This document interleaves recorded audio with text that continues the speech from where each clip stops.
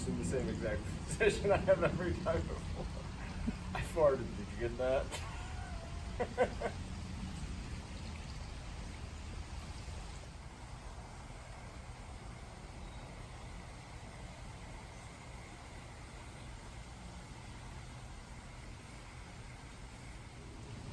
Hey everybody, how's it going?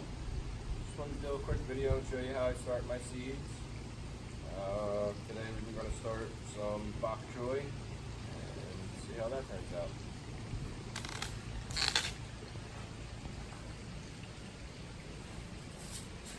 So I use a very basic styrofoam tray that holds a soil plug.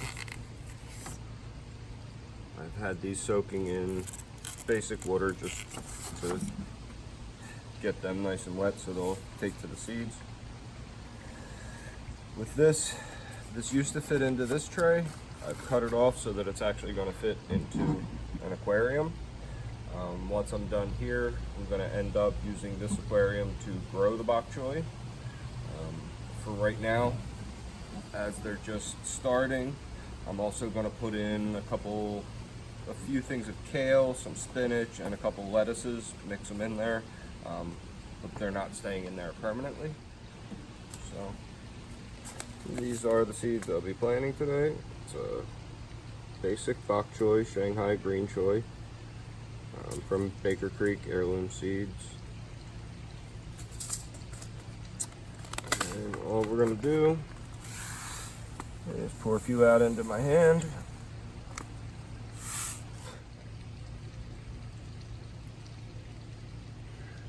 And I always put 2 into every hole just to make sure that something comes out. In this case, I have everything labeled, numbers and letters. I'm going to be doing 15 of the bok choy, and they're going to go in A, C, and E every other hole. That should give them enough room to grow full size. The rows in between will be the lettuce, the kale, and the Chinese multicolored spinach, which once they get to be decent sized seedlings, I'll pull them out and put them into dirt. So for right now, I'm just going to stick with every other row. Put 2 of the little seeds into each pod.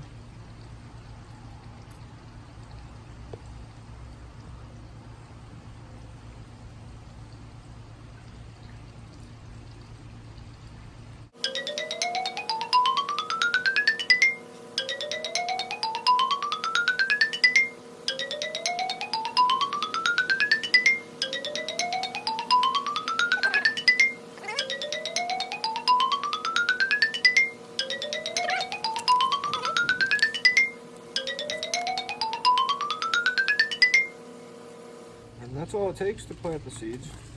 Now, as far as where they're going to go, this tray was designed to fit into this plastic tray. I'm doing the same thing, just on a larger scale. What this will do, as you fill in your water, the tray floats on top, so only the bottom touches. So as long as you keep the tray floating, you'll always have enough water in the tray. You don't have to worry about over or under watering anything. So in here, I already have a tiny bit of water that they were soaking in. Going to put the entire tray in. And you can see how they're just going to float right on top. Okay, so as far as what I put into the water that I'm going to be feeding them with, I've been using General Hydroponics Rapid Start Basic Root Enhancer. Has very little nutritional value, but it helps to build up the roots quite a bit. I've had a lot of luck with it, so I'll keep using it. And it's 20 drops into a gallon of water.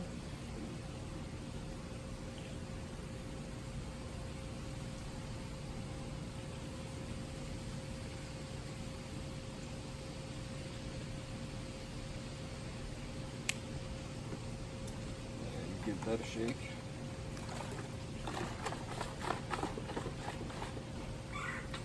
And then anytime you're working with hydroponics and even with soil, the number one thing you want to take care of is you want to make sure everything has accurate pH.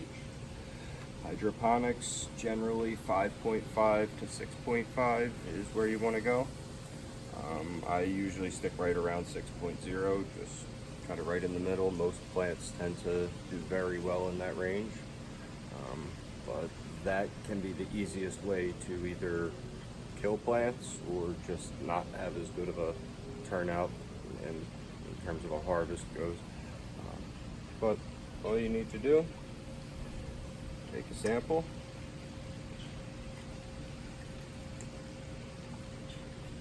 follow your instructions, but usually it's about a half a bottle.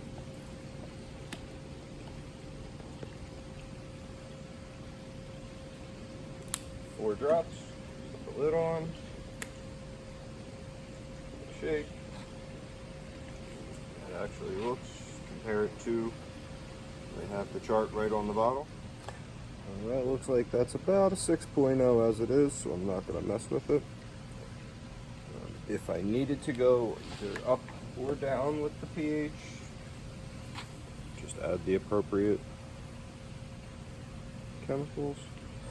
That's going to be your number one important factor in growing any hydroponics or any plants for that matter. Now, with this, all I have to do,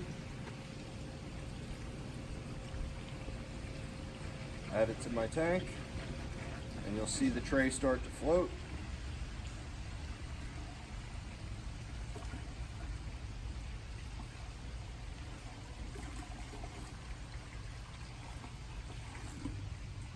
And that's it. Now, this will work for seedlings. Once they get to the point that they need additional nutrients, this isn't going to be enough to feed them. I have other food for that. Once I start to grow full-size plants, I'm going to add an air stone and a small pump to give them oxygen. But again, seedlings don't need much. Within their seed, they have everything they need to get a good start. Once we get past that point, I'll show you another video and show you how I handle that. One of the most important things you can do when you're planting seeds is get a book, write everything down. I've done this a few times where I thought I wrote it down, but either didn't or got something wrong. Ended up growing something I didn't realize. I had something in the wrong spot. It's not a problem, but it's nice to know what you have so you can treat it properly. I already wrote in the date and what seeds I'll be planting, and using the number and letter grid, exactly where everything's going.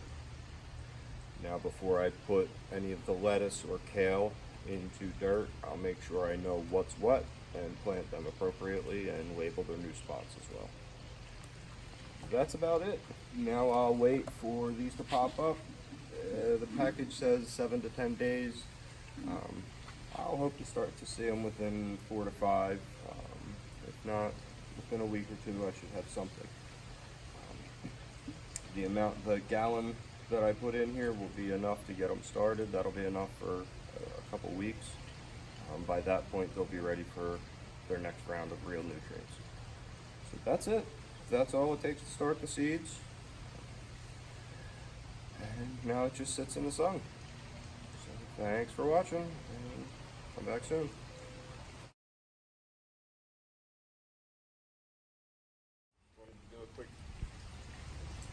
What's that mean? It means wave or something. No, what?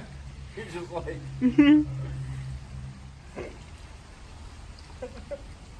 Our hearts are going to be famous. And go.